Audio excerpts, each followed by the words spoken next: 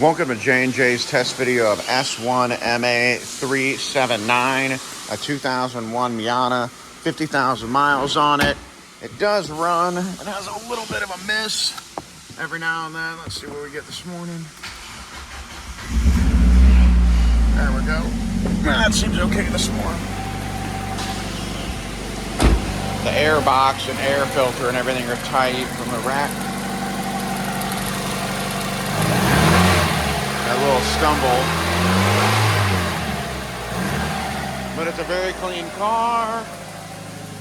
5-speed, 430 open diff, nice interior. I'll show you the windows work and everything.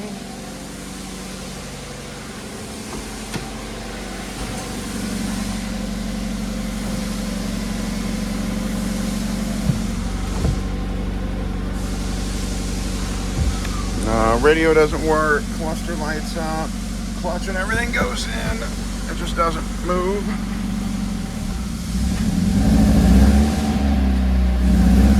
So, there you are. As always, thanks for watching and have your pets spayed and neutered.